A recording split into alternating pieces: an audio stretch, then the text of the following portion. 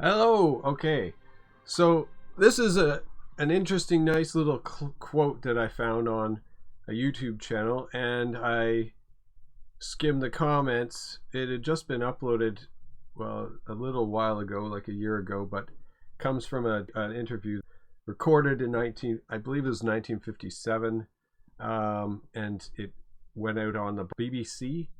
It's from a documentary called Face to Face, where Carl Jung was interviewed, and he said an oft clipped quote on 21st century social media that's I don't believe in God, I know. And I skimmed the comments, and I commented on one by a user named Wisdom Quotes, and that was including an alternative quote, like another inspired quote, but it's a misattributed quote, and it's a misworded quote, a misinterpreted quote.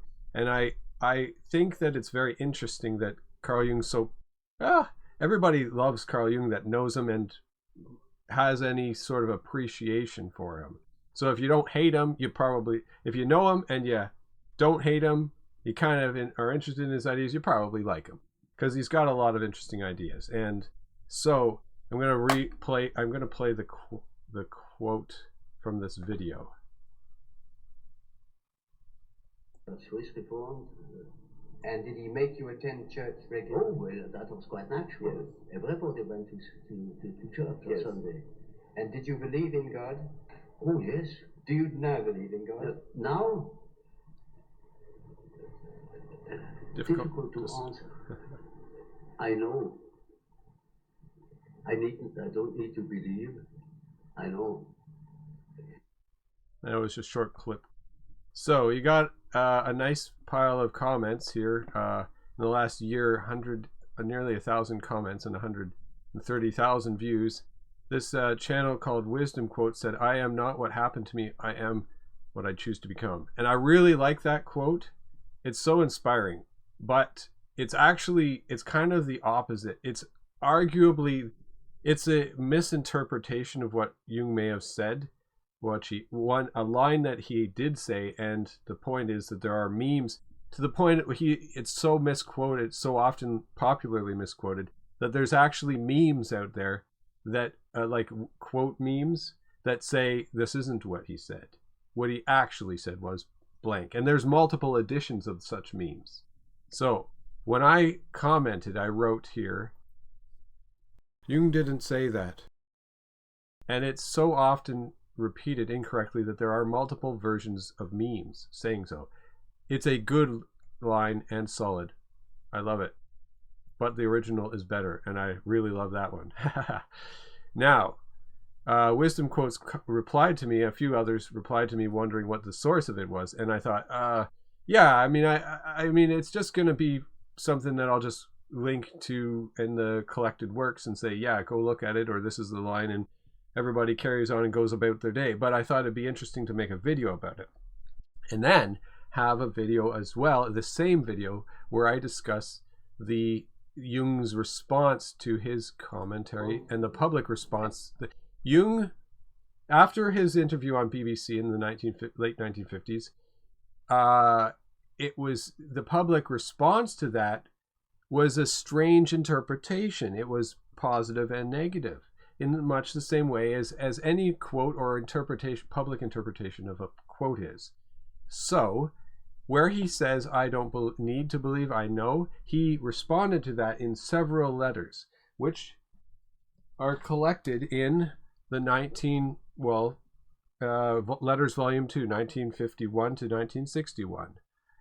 So, I've got a couple of those photographed, which I will also read, because if you go down the rabbit hole of Jung's writings like I have, and I got the entire collected works in print behind me and the red book, and I've read much, but if you go down that rabbit hole, it's a mind-blowing experience, and I would rather just create something extra to put on YouTube for others to be interested by. And so let's do that. So first of all, let's take a look at the source of this quote. Okay, the source of the quote Well, let's go to, I have them open in a tab. You go to Google and type in, I am not what happened to me, I am what I choose to become. You get all these wonderful memes or image quotes. And you know, look at that. I mean, I would love that. If I had that in a print copy and put it on my wall, I mean, I would be inspired by that every day. However, now, if you just type that in, you're going to get 1,000 to 1, right? You're going to get all of the quotes that say that. Oh, look at that. There's a mug. Isn't that nice? Now, there is one in here. If I can spot it. There it is. This is one edition of the meme. I'm more familiar with another one. Dr. Jung never said, I am not what happened to me. I am what I choose to become. What Dr. Jung said was, it is not I who create myself, rather I happen to myself. Carl Jung, Collected Works, Volume 11, paragraph 391. Okay.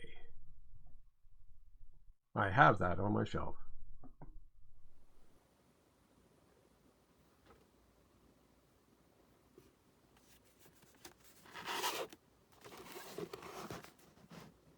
I am not what happened to me.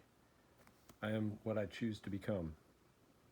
And it's in Jung's term, having studied Jung for long enough, I think he would be glad that it was attributed to him because it sounds nice. But if it was actually attributed to him accidentally, then it is actually somewhat twisted and actually inverted expression of what he was saying in Transformation Symbolism in the Mass. Is Carl Jung's Collected Works, Volume 11, paragraph 391.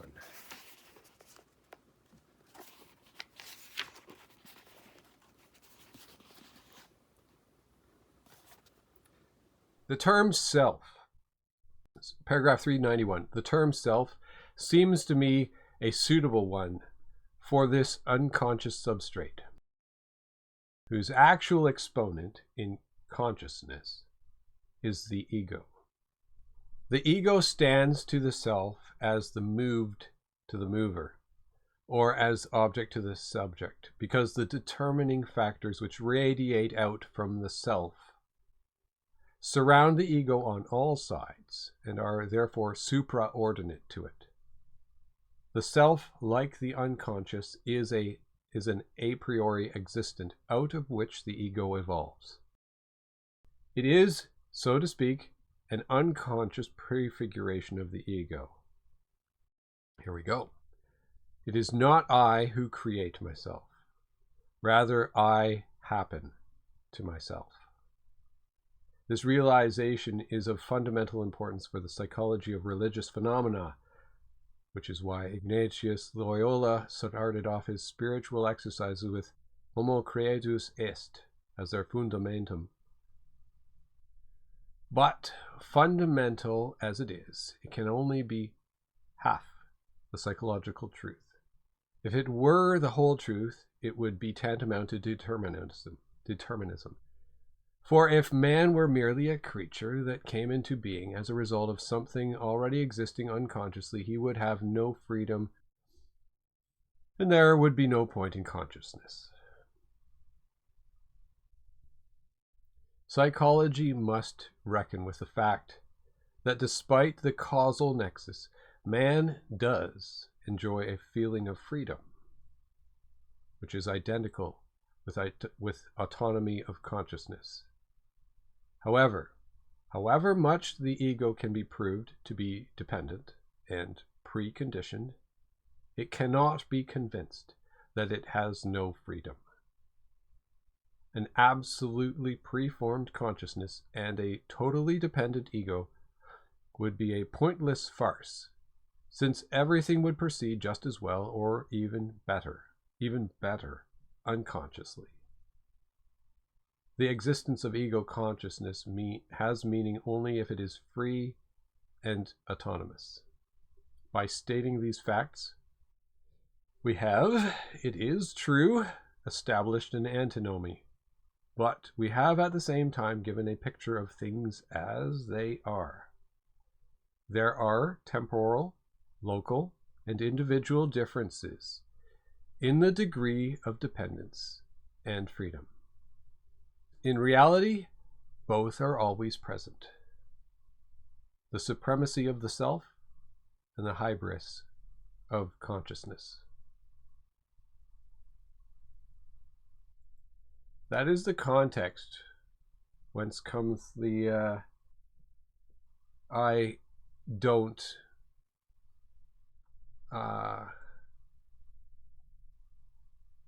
it is not I who create myself, rather I happen to myself. It is true.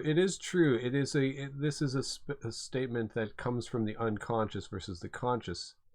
And in so much as that sounds like it's a predetermination or a destruction of free will, it is actually, again, what Jung continues on and elaborates on is that there really is, it is true to an extent, but it's like the same thing as the bridge between the unconscious and the conscious, and that is it's not like a binary. It's when you're waking up in the morning, you go from unconscious to conscious, and there is a point at which you're in a lucid dreaming state, or the same happens when you're falling asleep at night. You can actually enter into a state of lucid dreaming, or at least what I call it. And it's even in a video that I recorded on my YouTube channel called, the video is Daston's Dream. Begins with a literal, written like what, 1300s. He literally says, not yet full waking, nor yet full sleeping, but between twain lying in a trance. A dream one came to me to do me pleasance, something like it brought me a book to do me pleasance. That is, I mean, he literally, like 700 years ago, describes between waking and sleeping a semi-conscious state, which is literally an argument for the existence of self-determination and true, I am not what happened to me, I am what I choose to become. And it is, so that is, I would make the case that Jung doesn't like when people misquote him. He does like when people use what he's written, even if it's a misunderstanding, and it makes them transform in a better way for themselves. He is all for that, and he will prioritize their misinterpretation for their own benefit if it truly does benefit them over what he literally said. However, when it does come to his own personal attribution, he does not like being misattributed, because those people that will choose to attack him for those accidental misinterpretations or misattributions will do it with gusto. They don't, if you don't like Jung, people that don't like Jung really don't like him. So that's where it becomes a question of what do you like? And so I appreciate Jung, but I've also read a lot of his letters, and I read his letters in these letters, volume 1 and 2, where he responds to people misunderstanding him. And so thus we continue with his response in his letters to the public response. His response to the public response to his statement of, I don't believe in God, I know. So I've got a handful of photographs, and beginning with the index in volume 2 of the letters. This is page 500 or 650 and 651. You can see I highlighted the British Broadcasting Corporation, where that entry is in the index, as well as it's coincidental that it's on the same page, because the producer of the face-to-face program had the last name Burnett, Hugh Burnett, and Carl Jung wrote to him the next year after the broadcast. So in 1959, October 22nd, we have a fallout within a few days, written in response to a letter received by Mr. Valentine Brooke. And this is original written in English on November 16th, so just under a month later. Dear Sir, as you have learned from Mr. Richardson's account, I am an irritating person. Note number 1. On October 22nd, the British Broadcasting Corporation broadcast a television interview with Jung conducted by John Freeman in the series Face to Face. In the course of the interview, Freeman asked, "Do you believe in God?" To which Jung answered after a long pause, "I don't need to believe, I know."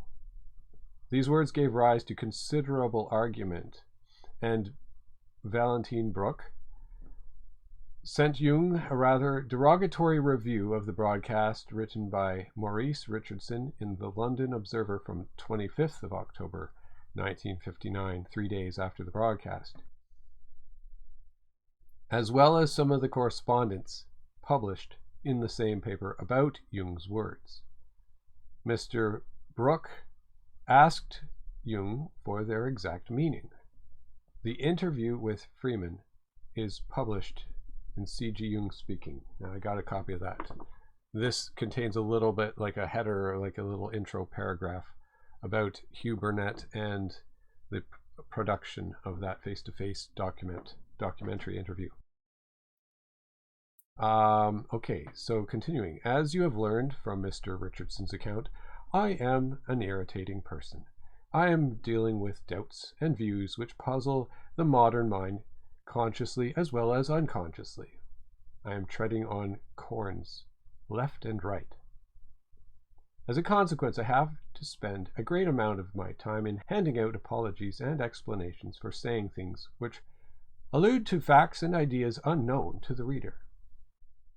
Moreover, the reader is handicapped by his positivistic premise that the truth is simple and can be expressed in one short sentence. Yet nothing is quite true, and even this is not quite true. As Multatuli says, a psychologist concerned with the treatment of mental disturbances is constantly reminded of the fallacies in our verbal formulations. In spite of all the difficulties besetting my way, I will try to explain my standpoint. Whatever I perceive from without or within is a representation or image, a psychic entity caused, as I rightly or wrongly assume, by a corresponding real object. But I have to admit that my subjective image is only a grosso modo identical with the object. Any portrait painter will agree with this statement, and the physicist will add that what we call colors are really wavelengths. The difference between image and real object shows that the psyche, apperceiving an object, alters it by adding or explaining certain details. The image, therefore, is not entirely caused by the object. It is also influenced by certain pre-existent psychic conditions which we can correct only partially. We cannot remove color perception, for instance. Moreover, we know from experience that all acts of apperception are influenced by pre-existing patterns of perceiving objects. For instance, the premise of causality, particularly obvious in pathological cases, being exaggerations or distortions of so-called normal behavior.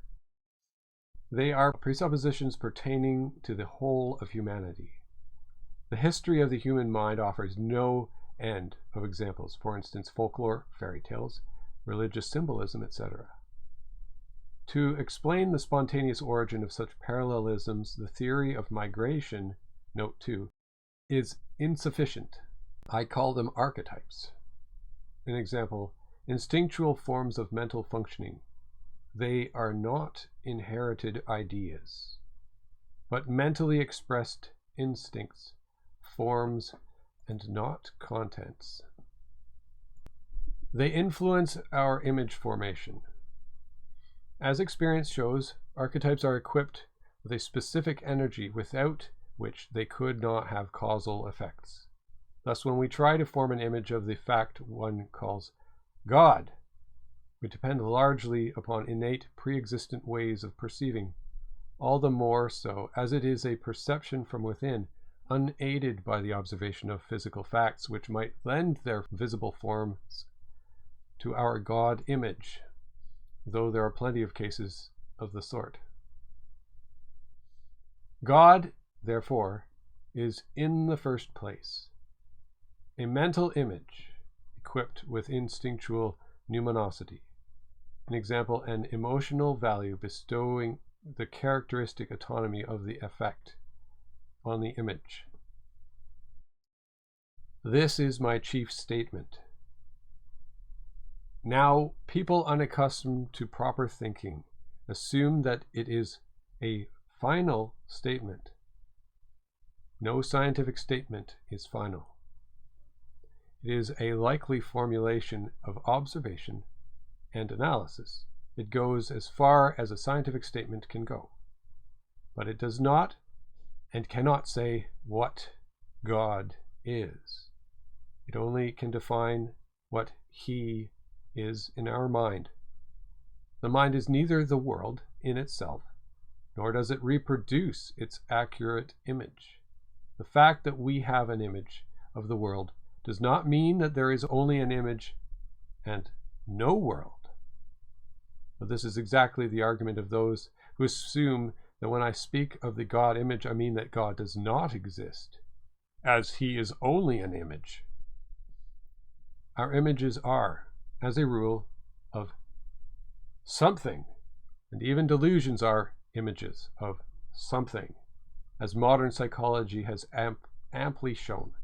If, for instance, I imagine an animal which does not exist in reality as we know it, I form the picture of a mythological entity following the age-old activity of our ancestors in imagining fairy beasts and doctor animals. I am functioning within the frame of an archetype. I am, in this case, strongly influenced by it. The archetype has efficacy. But although we can be fairly certain that no such animal exists in physical reality, there is nevertheless a real cause which has suggested the creation of the dragon. The dragon image is its expression. The God image is the expression of an underlying experience of something, which I cannot attain to by intellectual means, an example by scientific cognition, unless I commit an unwarrantable transgression. When I say that I don't need to believe in God because I know, I mean I know of the existence of God images in general and in particular. I know it is a matter of a universal experience, and in so far as I am no exception, I know that I have such experience also, which I call God. It is the experience of my will over against another, and very often stronger will, crossing my path, often with seemingly disastrous results, putting the strange ideas into my head and maneuvering my fate sometimes into most undesirable corners, or giving it unexpected favorable twists, outside my knowledge and my intention. The strange force against or for my conscious tendencies is well known to me, so I say, I know him. But why should you call this something God? I would ask, why not? It has always been called God. An excellent and very suitable name indeed. Who could say in earnest that his fate and life have been the result of his conscious planning alone? Have we had a complete picture of the world? Millions of conditions are in reality beyond our control. On innumerable occasions, our lives could have taken an entirely different turn. Individuals who believe they are masters of their fate are, as a rule, the slaves of destiny. A Hitler or Mussolini could believe they were such masterminds. Respice finem. I know what I want, but I am doubtful and hesitant whether the something is of the same opinion or not. Hoping I have succeeded in elucidating the puzzle. Sincerely yours, C.G. Jung. That was written just under a month after the broadcast.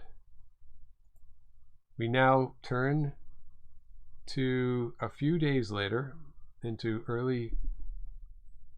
from November 16th to December 5th. Written to the producer of the documentary, Hugh Burnett. Dear Mr. Burnett, so many letters I have received have emphasized my statement about knowing God. Knowing, that I have written an answer to a man whose letter was particularly articulate in this respect. You will find a copy enclosed. I explained what my opinion is about a knowledge of God.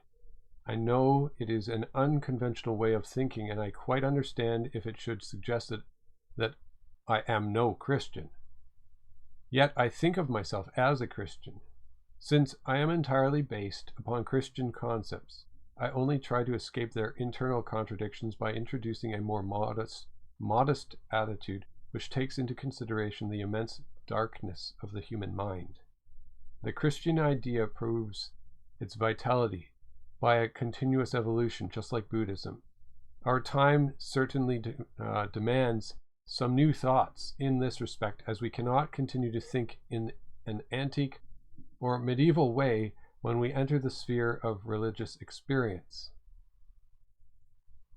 Thank you very much for the nice photos. It is good for one's self-education to see some undeniable evidence for the stupidity of facial expression. Yours sincerely, C.G. Jung. This is to M. Leonard, written the same day as his response to Mr.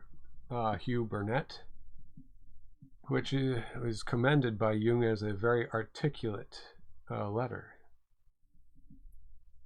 Now, in response, Jung writes, Dear Sir, and this is originally written in English, Mr. Freeman, in his characteristic manner, fired the question you allude to at me in a somewhat surprising way, so that I was perplexed and had to say the next thing which came into my mind.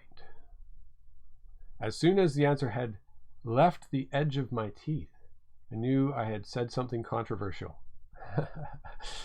puzzling, or even ambiguous. Oh yes. And I was therefore just waiting for letters like yours. Mind you, I didn't say, there is a God. I said, I don't need to believe in God. I know. Which does not mean I do know a certain God. Zeus, Yahweh, Allah, the Trinitarian God, etc. But rather, I do know that I am obviously confronted with a factor unknown in itself, which I call God, in consensu omnium, quod semper quodusque quod ab omnibus creditur. Note what translates what is believed always, everywhere, and by everyone. I remember him, I evoke him. Whenever I use his name overcome by anger or by fear, whenever I involuntarily say, Oh God, that happens when I meet somebody or something stronger than myself. It is an apt name given to all overpowering emotions in my own psychic system, subduing my conscious will and usurping control over myself. This is the name by which I designate all things which cross my willful path violently and recklessly, all things which upset my subjective views, plans, and intentions and change the course of my life for better or worse.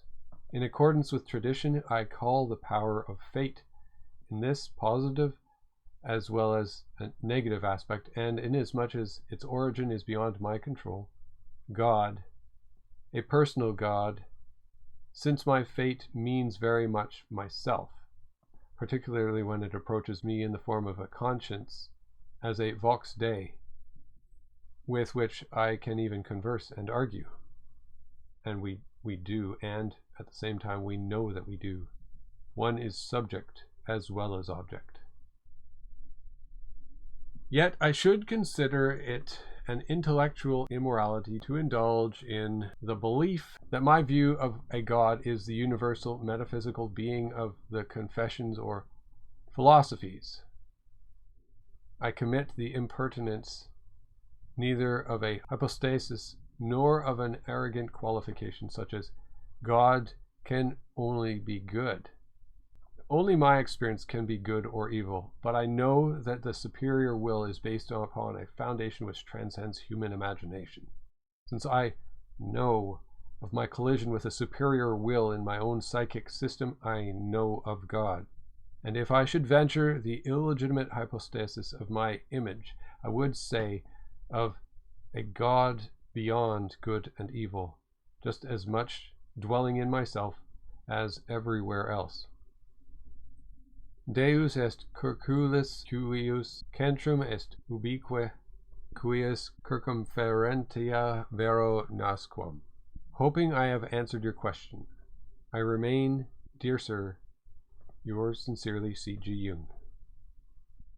Now, following this, in 1960, Carl Jung was invited or requested by Hugh Burnett to have another interview. Don't know if it was presumably with the face-to-face series as well. Jung was not feeling very well. 1960 June. Jung's letter in response to Mr. Burnett reads, Dear Mr. Burnett, your letter and invitation have arrived at a moment when I find it hard to make up my mind at all. I am tired by the work of a whole year, and I could not envisage the possibility of further exertions. I don't want to say no, definitely, but I should like to postpone my answer to a time when I have had my due rest. My wish is that you would take up the problem once more in September, when I am more sure of my capacity again. Your quite understandable position to confront me with an interlocutor whom I do not know personally does not simplify the situation, as I am rather frightened of my colleagues on account of so many unfortunate experiences, i.e., unnecessary misunderstandings and prejudices. I will mention only a few of them. Archetypes are metaphysical ideas, are mystical, do not exist. I am a philosopher, have a father complex against Freud, and so on. It is unsatisfactory and fatiguing to deal with people who neither have read my books, nor have the slightest notion of the methods I am applying and their justification. I cannot deal any more with people who are unacquainted with the world of problems I am concerned with.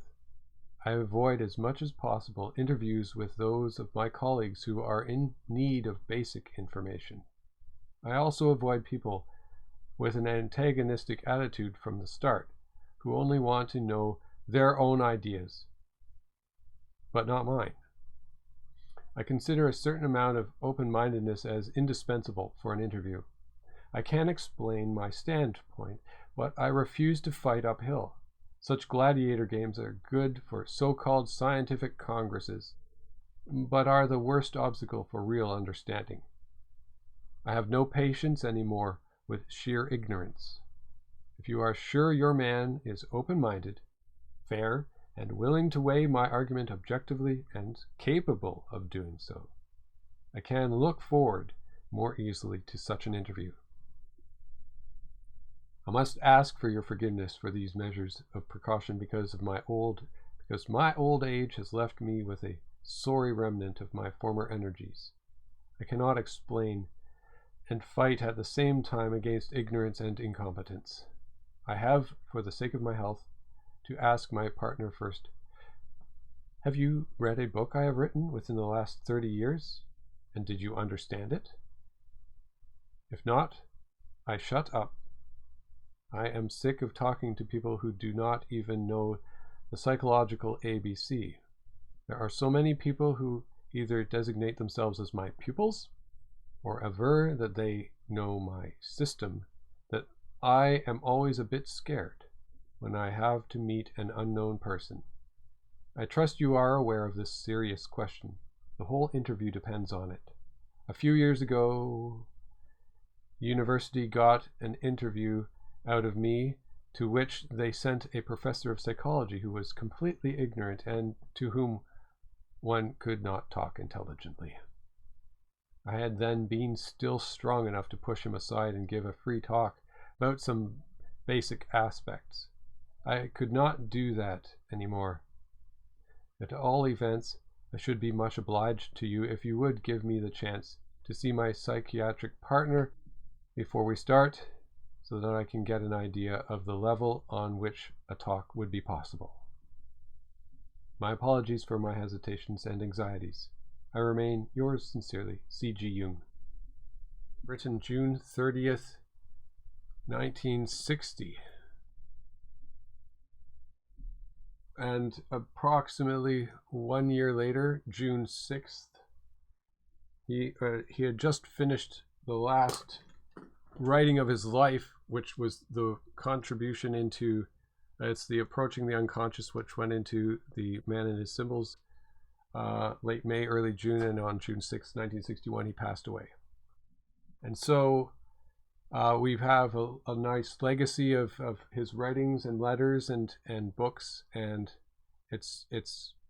I heartily recommend anybody to buy his books. So like I got like his 2 volumes of books and C.G. Jung speaking, and I went and over the course of like 4 years, I collected his entire collected works. I really recommend people getting into Jung's writings. I'm going to upload at the same time a copy of Face to Face also on my channel. Thank you. If you made it this far, I really appreciate it. And please like the video, comment. I like to hear what people have to say. Thoughts or inspirations by Jung or any writings by ancient wisdom like Solomon and Confucius and Epictetus and all of the rest. So yeah, anybody who wants to comment, I appreciate it, and thank you very much for listening.